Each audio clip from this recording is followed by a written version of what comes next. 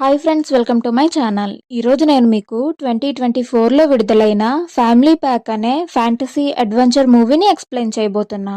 మీరు కనుక నా ఛానల్ని చూడటం ఇదే ఫస్ట్ టైం అయితే ప్లీజ్ సబ్స్క్రైబ్ చేయండి అండ్ మీలాగే ఇలాంటి వీడియోస్ని ఇష్టపడే మరికొందరికి ఈ వీడియోని షేర్ చేయండి. మూవీ స్టార్టింగే 1497కి చెందిన మిల్లర్స్ హాలో అనే ఒక గ్రామాన్ని చూపిస్తారు. నైట్ టైం ఒక పర్సన్ ఆ ఊరి ప్రజలను హెల్ప్ కోసం పిలుస్తుంటాడు. బట్ వాళ్ళెవ్వరూ హెల్ప్ చేయడానికి రెడీగా లేకపోవటంతో ఎవరైతే అతనికి హెల్ప్ చేయకుండా ఉన్నారో వాళ్ళ ఇంటి ముందు ఒక కార్డ్ ని వదిలేసి వెళ్తాడనమాట. దీనివల్ల ఆ ఇంటి ఓనర్ శాపం పొంది వేర్వుల్ఫ్ లాగా మారిపోతుంటారు. మూవీ ఇప్పుడు ప్రెజెంట్ టైం కి వచ్చి గిల్బర్ట్ అనే ఈ పెద్ద ఆయన ఇంట్లో చూపిస్తారు. ఆయన ఇంటికి కొడుకు, కోడలు, మనవరాళ్ళు, మనవడు వచ్చుంటాడనమాట. కొడుకు పేరు జెరోమ్, కోడలేమో మేరీ అండ్ వాళ్ళ పిల్లలు క్లారా, లూయిస్ ఇంకా మేరీ కొడుకైన థియో. ఈ గిల్బర్ట్ కి పెద్ద వయసు అండ్ కొంచెం అల్జీమర్స్ కూడా ఉన్నాయిలేండి. అతను ఒక పల్లెటూరులో ఉంటాడు. వీకెండ్ కావటంతో అతన్ని కలవటానికి వీళ్ళందరూ వచ్చుంటారు. ఇక్కడ బాగా బోర్ కొడుతుందని అనుకుంటూనే వాళ్ళు వేర్వుల్ఫ్ అనే ఒక బోర్డ్ గేమ్ ని స్టార్ట్ చేస్తారు. బట్ అది ఇంకా బోర్ కొడుతుందనమాట. సో క్లారా నేను ఈ గేమ్ ని ఆడనని తన రూమ్ కి వెళ్ళిపోతుంది. గిల్బర్ట్ కి కూడా అర్థమవుతుంది తన మనవళ్ళు తనతో టైం స్పెండ్ చేయడానికి ఇంట్రెస్ట్ చూపించట్లేదని. అతను కూడా అక్కడి నుంచి వెళ్ళిపోతాడు. అలా ఆ గేమ్ ని స్టార్ట్ చేసిన ఒక్కొక్కరు వెళ్ళిపోతుంటారు. ఇంకా లాస్ట్ కి మేరీ ఇంకా జెరోమ్ మాత్రమే ఉంటారు. ఆమె తన హస్బెండ్ తో ఈ ఊరిలో ఒక కార్నివల్ జరుగుతుందంట, మనం సాయంత్రం వెళ్దామని చెప్పి ఆమె కూడా అక్కడి నుండి వెళ్ళిపోతుంది. ఇప్పుడు అక్కడ జెరోమ్ మాత్రమే ఉంటాడు. అండ్ ఆ బోర్డు నుంచి ఒక లైట్ లాంటిది వస్తుంది. అది చూసిన అతను దానిని క్లోజ్ చేసేస్తుంటాడు. పెద్ద భూకంపం లాంటిది రావటంతో వాళ్ళందరూ ఒక దగ్గరికి చేరిపోయి బేస్మెంట్ కి పారిపోతారు. కాసేపటికి అంతా నార్మల్ అయిందని వాళ్ళు బయటకొచ్చి చూస్తే ఆ ఇంటి రూపురేఖలే మారిపోతాయి. అదేదో ఒక పాతకాలం ఇల్లులా తయారైపోతుంది. జెరోమ్ కారేమో ఇంటి బయట ఉండదు అండ్ వాళ్ళ దగ్గర ఉన్న ఫోన్స్ ఏవి పని చేయవు. దానికి తోడు ఇల్లు మొత్తం వెతికినా క్లారా కనిపించదనమాట. సో వాళ్ళు చుట్టుపక్కల ఎక్కడైనా ఉంటుందేమో అని వెతకడానికి అలా బయటకు వస్తారు. అలా కొంచెం దూరం వెళ్ళాక వాళ్ళకు ఒక విలేజ్ కనిపిస్తుంది. బట్ విచిత్రం ఏంటంటే ఆ విలేజ్ లోని ప్రజలందరూ ఏవో పాతకాలం మనుషుల్లా ఉంటారు. అండ్ వీళ్ళను చూసి ఏంటి వీళ్ళెంత విచిత్రంగా ఉన్నారు, వీళ్ళు మాట్లాడే భాష ఏంటి, అసలు ఎక్కడి నుండి వచ్చారని చాలా డిఫరెంట్ గా ట్రీట్ చేస్తుంటారు. వీళ్ళేమో అదేంటి ఈవినింగ్ కదా, వీళ్ళప్పుడే విలేజ్ కార్నివల్ కోసం రెడీ అయిపోయారా అని అక్కడ ఏం జరుగుతుందో అర్థం కాకుండా అలా చూస్తూ ఉన్నప్పుడు జెరోమ్ కి ఒక పోస్టర్ కనిపిస్తుంది. అందులో వాళ్ళ గ్రేట్ గ్రాండ్ ఫాదర్ ఉంటారు అండ్ ఆయన వాంటెడ్ క్రిమినల్ అంట. కాసేపటి తర్వాత ఆ విలేజ్ గార్డ్ అక్కడికి వచ్చి మేము ఆ క్రిమినల్ ని పట్టేసుకున్నాం, ఇప్పుడు అతన్ని చంపబోతున్నామని అనౌన్స్ చేస్తారు. కానీ ఈ ఫ్యామిలీ మాత్రం ఇదంతా ఆ కార్నివల్ లో భాగం అనుకుని ఆ ఫ్యామిలీ జరిగేదంతా చూస్తుంటారు. కాసేపటి తర్వాత క్రిమినల్ ని కూడా చంపేస్తారు. బట్ ఈ ప్రాసెస్ లో కొంచెం బ్లడ్ అనేది మన జెరోమ్ పై తుల్లుతుంది. దాన్ని చూసిన తర్వాతే సీన్ అర్థమవుతుంది జరిగిందంతా నిజమని అండ్ అతను నిజంగానే చంపేశారని అర్థం చేసుకున్న అతను తన ఫ్యామిలీని తీసుకుని అక్కడి నుండి వచ్చేస్తాడు. దారిలో వాళ్ళందరికీ ఎక్స్ప్లెయిన్ చేస్తూ మనం టైం ట్రావెల్ చేసి ఇలా మిడేవల్ ఎరాకి వచ్చేసామని చెప్తే వాళ్ళెవ్వరికి ఏం అర్థం కాదు. ఈ కన్ఫ్యూజన్ లోనే ఉన్నప్పుడు అక్కడికి వచ్చిన ఒక గార్డ్ మీరేంటి ఇంత డిఫరెంట్ గా డ్రెస్ చేసుకున్నారని అడుగుతున్నప్పుడే మేరీ యొక్క ఫోన్ అలారం మోగుతుంది. అండ్ అది అతనికి కొంచెం తేడాగా అనిపించటంతో మీరెవరు నిజం చెప్పండి అని వాళ్ళను కొట్టడానికి మీదకొస్తుంటాడు. అతన్ని మన గిల్బర్ట్ ఆపే ప్రయత్నంలో అతనికి తెలియకుండానే ఏవో సూపర్ పవర్స్ అతనికి వచ్చేసినట్టు జస్ట్ ఇలా టచ్ చేస్తాడో లేదో ఆ సైనికుడు చాలా దూరం వెళ్లి పడిపోతాడు. ఇదంతా చూసిన వాళ్ళు స్టన్ అయిపోతారు. ఇంటికొచ్చిన తర్వాత వాళ్ళు ఒకటే అబ్జర్వ్ చేస్తారనమాట. అసలు మన గిల్బర్ట్ కి మతిమరుపు కదా, బట్ అతనికి ప్రతి చిన్న విషయం కూడా గుర్తుండి వాళ్ళతో చాలా నార్మల్ గా బిహేవ్ చేస్తుంటాడు. ఈ టైంలోనే వీట్ ఫ్లోర్ ఉన్న ఒక బ్యాగ్ అనేది గాలిలో తేలుకుంటూ టేబుల్ పై ధన్మని పడుతుంది. అండ్ అలా పడిన డస్ట్ పై క్లారా తన నేమ్ ని డ్రా చేస్తుంది. ఇది చూసిన థియోకి ఏదో అర్థం కావటంతో తను కొంచెం పిండిని తీసుకుని గాల్లోకి ఊదగానే గాల్లోకి ఎగిరిన ఆ పిండి క్లారా ఫేస్ యొక్క అవుట్లైన్ లా మారుతుంది. అంటే ఆమె ఇన్విజిబుల్ అయిపోయిందని అనుకుంటారు. అండ్ ఆమె అందరితో మాట్లాడడానికి ట్రై చేస్తుంది. ఆమె మాటలు ఒక్క జెరోమ్ కి తప్పితే ఎవ్వరికి వినిపించవు. విచిత్రం ఏమిటంటే క్లారా మాటలే కాకుండా ఆ ఇంట్లో వాళ్ళు తమ మనసులో మాట్లాడుకునే ప్రతి మాట జెరోమ్ కి వినిపిస్తుంటుంది. అతను ఇది ప్రాసెస్ చేసుకునే లోపే ఆ విలేజ్ యొక్క హెడ్ గార్డ్ వాళ్ళ ఇంటికి వచ్చి మీరేంటి ఇంత విచిత్రంగా ఉన్నారు, నిజం చెప్పండి, మీరు కూడా క్రిమినల్సే కదా అని అడుగుతాడు. అందుకు క్విక్ గా రియాక్ట్ అయిన జెరోమ్, లేదండి మేమందరం మ్యూజిషియన్స్ అని చెప్పి అతను ఒక గిటార్ ని ప్లే చేసి వినిపిస్తాడు. సో కన్విన్స్ అయిన అతను చీకటి పడుతుంది, నైట్ అయితే ఆ మాన్స్టర్స్ వచ్చేస్తాయి కదా, సో జాగ్రత్తగా లోపలికి వెళ్లి డోర్స్ అన్నిటిని క్లోజ్ చేసుకోండి అని చెప్తాడు. బట్ వాళ్ళకి ఏం అర్థం కాదు. ఇలా నైట్ అయిపోయి ఉంటుంది. ఆ నైట్ లో ఒక వ్యక్తి ఊరి ప్రజలందరికీ నైట్ అయిపోయింది, డోర్స్ అన్నిటినీ క్లోజ్ చేసుకుని లోపలే ఉండండి, బయటికి రాకండి అని అనౌన్స్ చేస్తుంటాడు. ఇటువైపు వీళ్ళంతా అసలు ఈ ప్లేస్ ఏంటి, మనం ఇక్కడ ఎందుకున్నాం, ఏం జరుగుతుందనే విషయాలు ఏమీ అర్థం కాకపోవటం వల్ల కన్ఫ్యూజన్ లో ఉంటారు. థియో వాళ్ళొక బోర్డ్ గేమ్ ని ఇంతకు ముందు స్టార్ట్ చేశారు కదా, ఆ బోర్డ్ గేమ్ కూడా వాళ్ళతో పాటు ఇక్కడే ఉండటాన్ని చూసి మనమేమీ టైం ట్రావెల్ చేయలేదు, ఈ బోర్డ్ గేమ్ ని ఆడేటప్పుడు ఆ బోర్డ్ తన పవర్స్ ని ఉపయోగించి మనల్ని లోపలికి లాగేసుకుంది.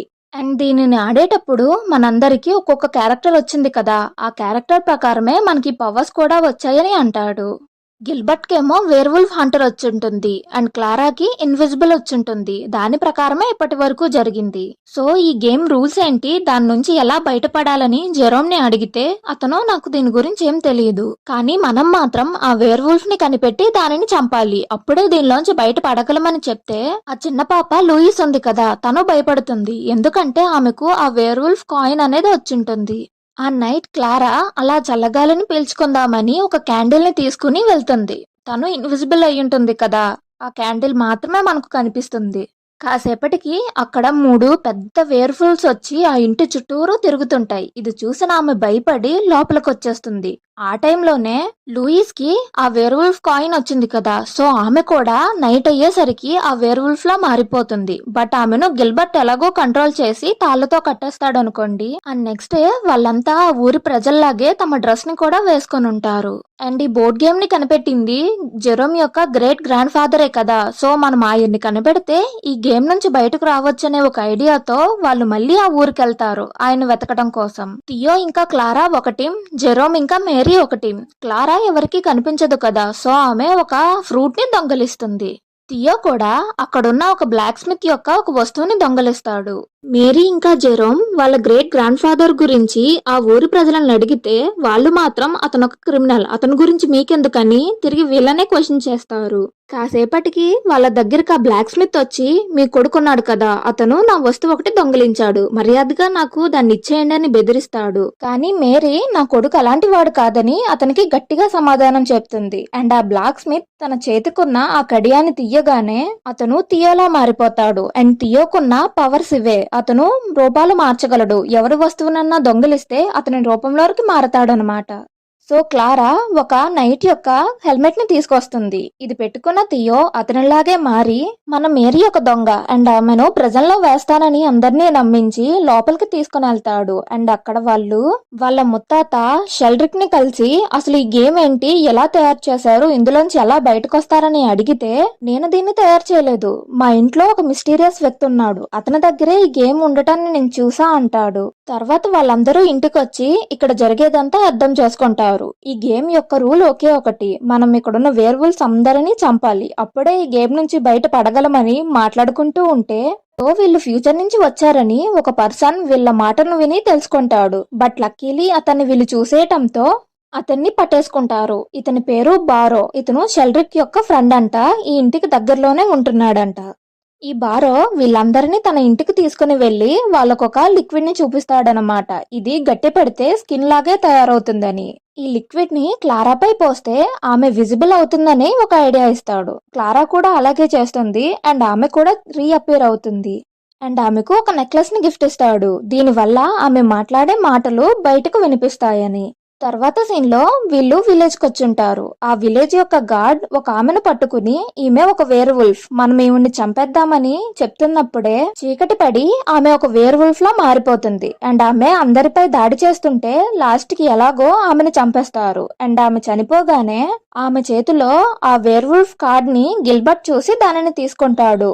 లూయిస్ కూడా ఒక వేర్వుల్ఫే కదా, ఆమె కూడా అలా మారి అటు ఇటు తిరుగుతుంటే ఆమెను ఎవరూ గమనించే లోపే మన గిల్బర్ట్ ఆమెపై ఒక గోనె సంచి కప్పి కట్టేస్తాడు.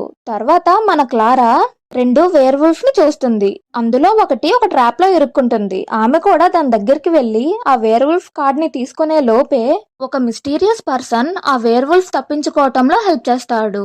And next day Louise werewolf ని స్మెల్ చేసి చెప్పగలదన్నమాట.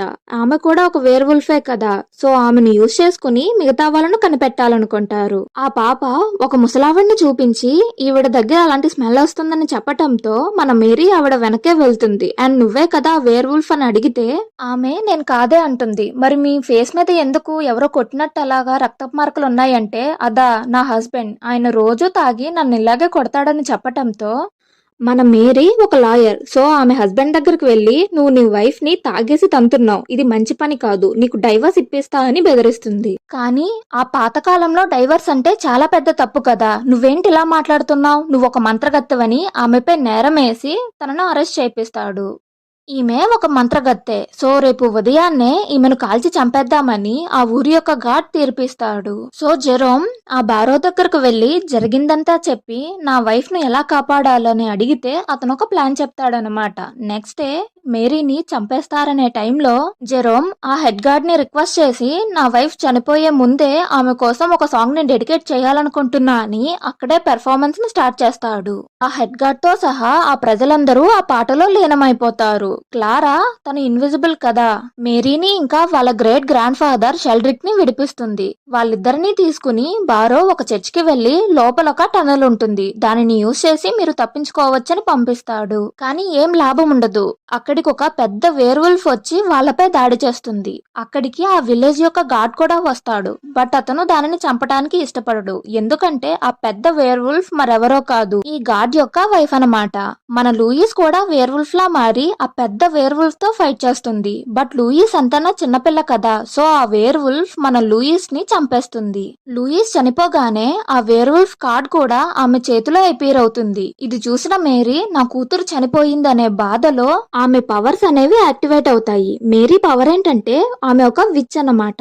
ఆమె తన కంప్లీట్ పవర్స్ ని ఉపయోగించి ఆ పెద్ద వేర్వుల్ఫ్ ని ఇంకా ఆ హెడ్ గార్డ్ ని చంపేసి మన లూయిస్ కి ప్రాణం పోస్తుంది.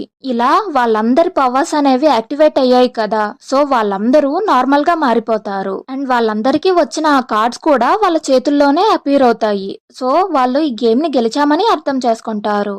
తర్వాత సీన్ లో వాళ్ళు షెల్డ్రిక్ కి ఇంకా బారోకి థ్యాంక్స్ చెప్పి అక్కడి నుండి వెళ్ళబోతే ఆ బారో నా ఒరిజినల్ నేమ్ ఇది కాదు, నా అసలు పేరు లియోనార్డో డావిన్సీ అని చెప్తాడు. సో అతను షెల్డ్రిక్ ని పక్కకు పిలిచి ఇతను వేసిన పెయింటింగ్స్ అన్నిటినీ నువ్వు కొనేసుకో అంటాడు.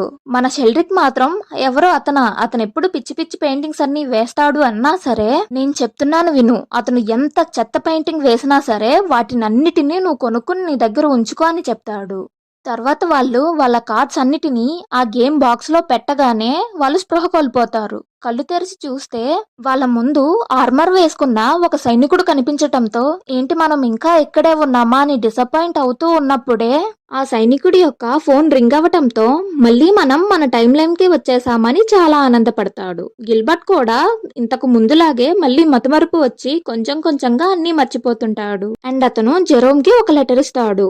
గిల్బర్ట్ జెరోమ్ ని ఎంతగా ప్రేమిస్తున్నాడో అండ్ ఇప్పుడు జరిగిన విషయాలన్నిటినీ నేను తొందరలోనే మర్చిపోతాను, అప్పుడు నువ్వే నాకు గుర్తు చేయాలని అందులో రాసుంటాడు. ఇంకా లాస్ట్ గా ఆ ఫ్యామిలీ మొత్తం మ్యూజియం కి వెళ్తారు. అక్కడ వాళ్ళ great grand father Leonardo DaVinci యొక్క పెయింటింగ్స్ అన్నిటినీ అతనే కొనుంటాడు. అండ్ వాటిని మ్యూజియం కి డొనేట్ చేయటంతో ఆ పెయింటింగ్స్ దగ్గర అతని పేరే ఉంచుతారు. అండ్ ఈ మూవీ కూడా ఇక్కడతో ఎండ్ అవుతుంది.